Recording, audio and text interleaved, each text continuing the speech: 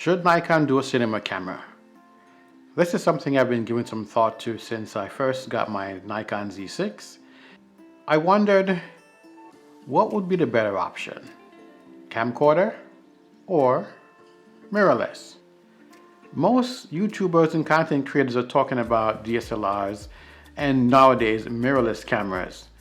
The bigger channels that do some filming and creating cinematic work, they've been using the more expensive cinema cameras.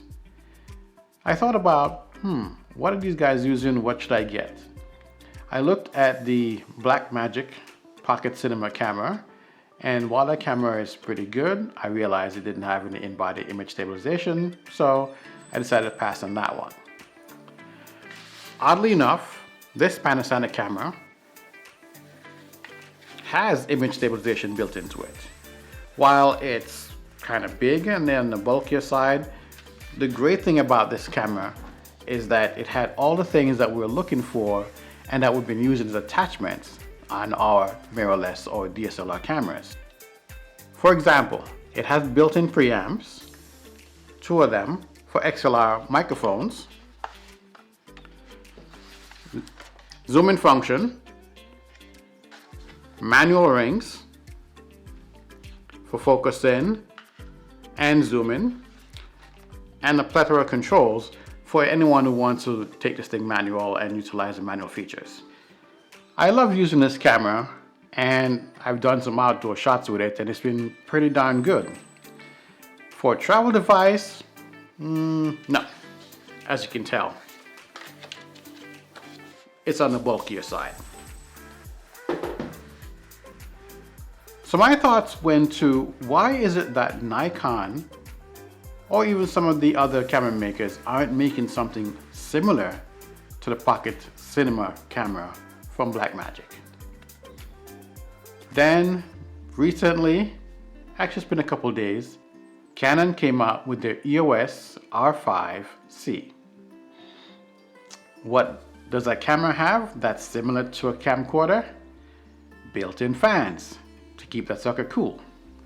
Now those of you who've been taking videos know that you can only go so long on the higher codecs before the camera starts to overheat.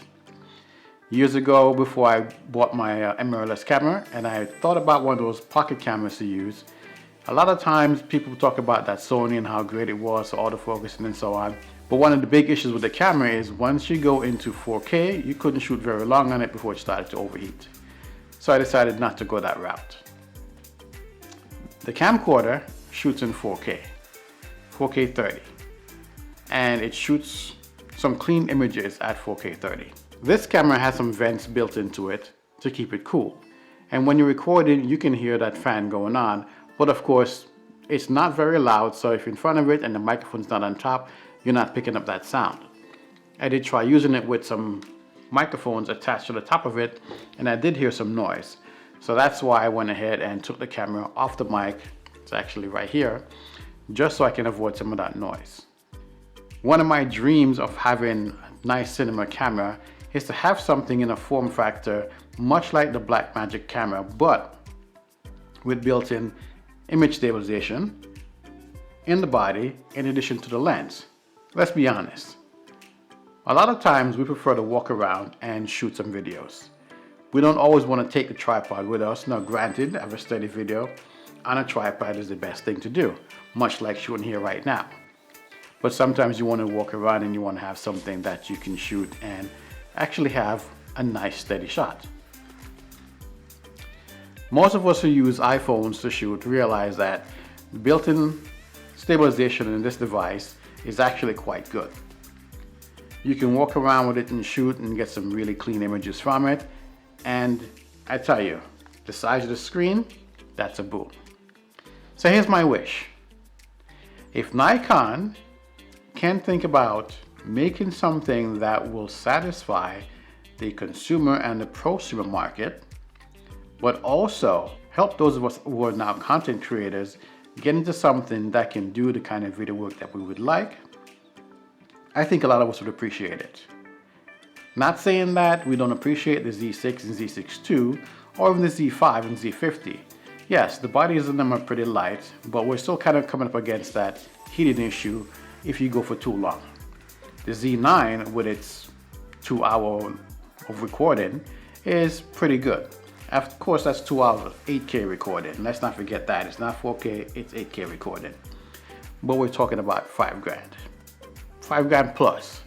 So getting something in the 1900 to 2900 range that can do that, hey, that'd be great. I thought about this. What if Nikon made a Z-based cinema camera? Maybe a Z6, 2, 3, C, right? Much like Canon did. You don't have to have all the full photography features built in, but you keep it more for video. So you dumb it down a little bit in photography. You still want to have some amount of photo capabilities, but you want to have the video side being the more prominent side.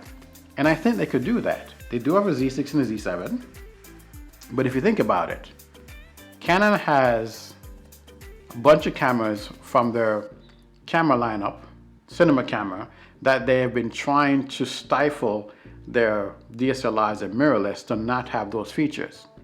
And they're realizing that there are a lot of content creators that like the DSLR style body or mirrorless, but they don't want to go to the bigger cameras for those extra features. So I was surprised to hear that they came out with the R5C. It's great, but I understand there's a few things that some people, are not happy with. But, think about Sony now. Sony's done a great job with their cameras in the A7 lineup. There's the R, the S, and the standard A7. Some are more video focused, some are more photography focused. Nikon has been a photography company for years. We've been reading news that Nikon's been declining, and I think it's because they weren't keeping up with the times. Now they showed us what they can do with the Z9. Why not do the same thing in the prosumer cameras? I think the Z9 is a pretty good price for what it is, considering most of their professional cameras, D6, D5, D4, those cameras usually start into the $6,000 to $7,000 price range. So having something a little bit down for the prosumer market, I think is a good idea. Now, I shot with the crop sensor for years, going from the D50 all the way up to the D500. Would I want another crop sensor camera? I think it could work as a secondary camera. Now, if they've added more video features and it's performing just as well or better than the Z6, yeah, I'd probably jump on that one as well. The full frame is nice, and I think for photography, when you're talking about 45 megapixel in the Z7 and you want to shoot something further out and you want to crop it in, you have lots of information that you can crop in and still get a good image out of it. Now sure, the higher we go in megapixels, the more hard drive space or disk space we're going to require. And we're going to need faster computers to be able to process those files as well. So their trade-off in going that direction, and that's one of the reasons why in the back of my mind while I wanted a Z7, well a Z7 II, I thought about space and if I'm shooting photography with it, how much it would take up. These days I'm not doing photography business, I'm doing more video, so I'm not really worried about taking a lot of stuff and posting out there. But being able to do that, it works. Looking at where Nikon is today, I think they have holes inside their product lineup that they need to fill.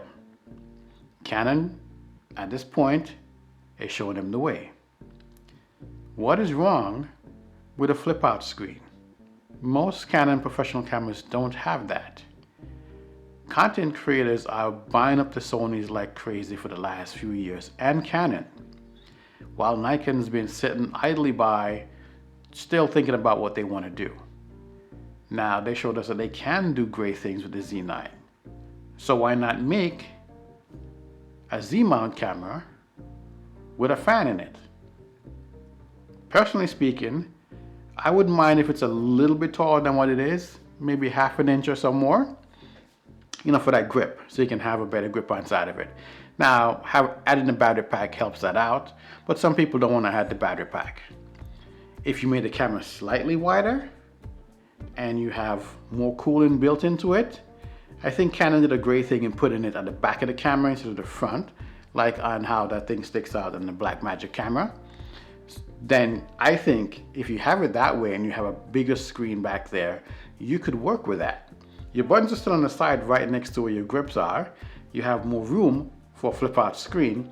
Plus that's going to be a little bit away from all the cables and everything that's hanging out the side of the camera. Yeah, it's great. I like it. Am I going to jump ship and go to Canon? No.